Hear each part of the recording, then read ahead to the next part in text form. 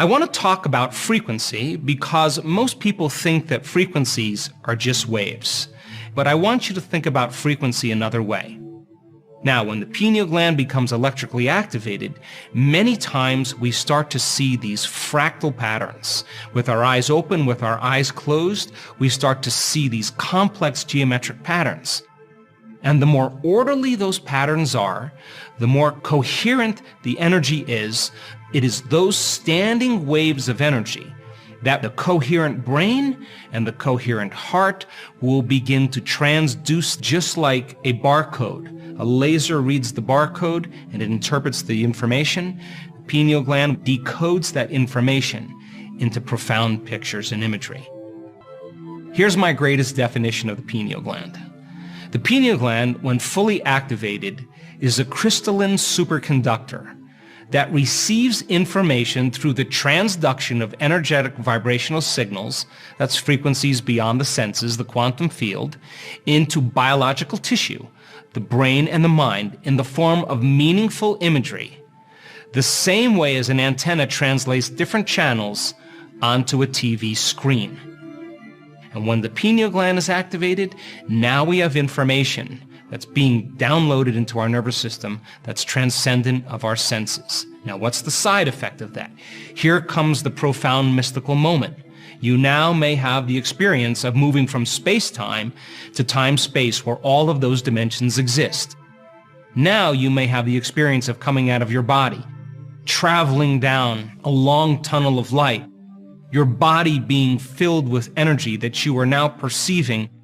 You may experience a past, present, or a future life that's all happening in the eternal now. Serotonin and melatonin are dependent through our senses on the frequency and the wavelength of visible light.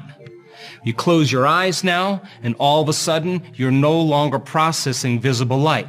Melatonin levels start to go up, and the pineal gland begins to receive the input and begin to activate the pituitary to create more coordination or more neuropeptides that create more harmony in the hormonal centers. And the posterior pituitary begins to release oxytocin, and the person feels grateful to be alive. One field that's going out, all of a sudden that second field reverses, and that frequency now is going to cause melatonin to get an upgrade.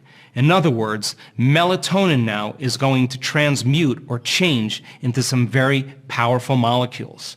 And melatonin is already an antioxidant, but now melatonin gets a very big upgrade, and now it produces two of the most powerful antioxidants known to man. Now, what's the significance of that?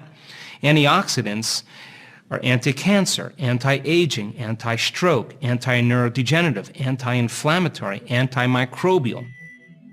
Melatonin already causes us to relax, but now it's going to begin to produce what's called the benzodiazepine. These chemicals fit into the same receptors as serotonin and melatonin, but they carry a very different message. The release of these benzodiazepines is literally going to sedate further the neocortex and shut down the survival centers in the brain. There's a suppression of overthinking, of overanalyzing, of thinking about the future or the past. The body relaxes into the present moment. Take that molecule and tweak it again, and you have the most powerful hallucinogenic known to man, dimethyltryptamine. And now the person is going to have profound, lucid inner vision. In other words, melatonin already causes us to sleep. But when it becomes a transducer, that frequency then is transduced into profound imagery, the same way a TV antenna takes frequency and turns it into a picture.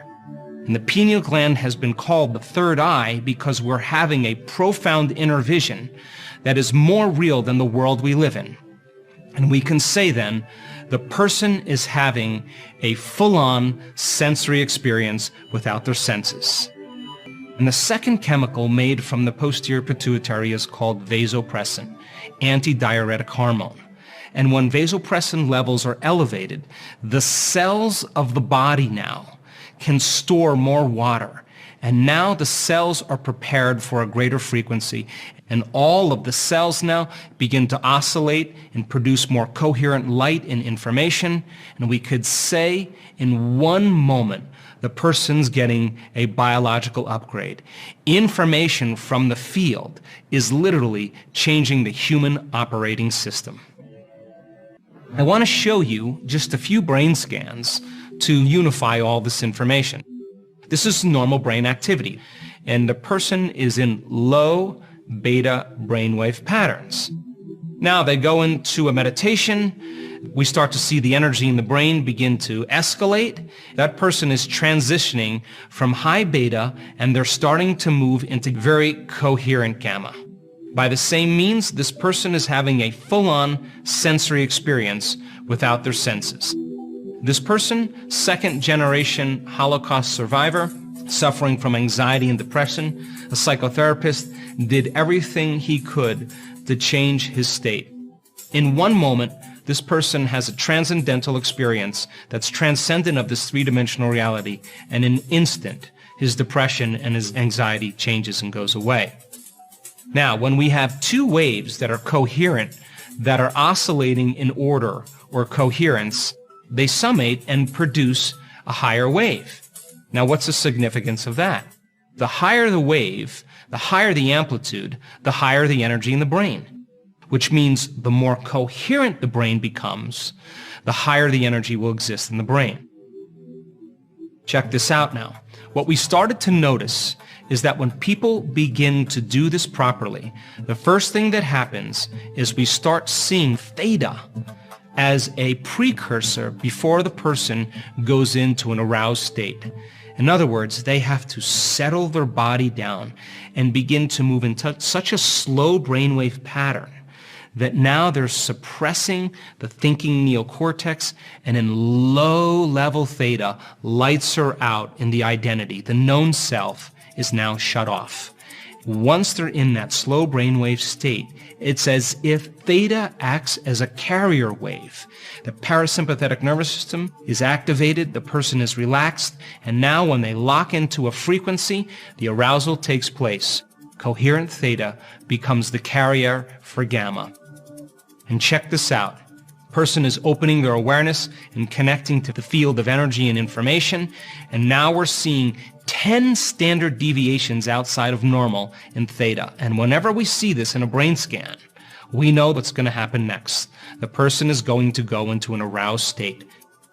This person is 200 standard deviations outside of normal as they travel from high beta right into gamma. Last one now. We start to see body is sleeping in theta. The mind is very active and very awake. There's coherence in every single brainwave state from delta all the way to high beta. When we see this, we know the person's going from a slow frequency of theta. Now they're operating from their limbic brain. If they can tune in like a radio receiver and tune into frequency and information, all of a sudden, here we go. There's that theta brainwave state. What's going to happen next? It's going to start to build. And next thing you know, they're moving into that high gamma brainwave state. And that high gamma brainwave state then begins to cause the area of the pineal gland and Brodmann's area 30 to begin to switch on. And that person moves to 400 standard deviations outside of normal. That's a lot of energy in their brain. So by now, I hope you understand that when the pineal gland becomes activated, it literally begins to transduce powerful frequencies into meaningful imagery. Now, what's the side effect of that?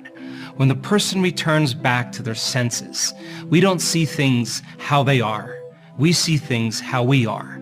And since experience enriches the brain, and it does, and experience produces an emotion in the body, when the person comes back to their senses, now their brain is wired to perceive what has always existed, but they didn't have the circuits to perceive. And in a sense, our spectrum of reality is broadened.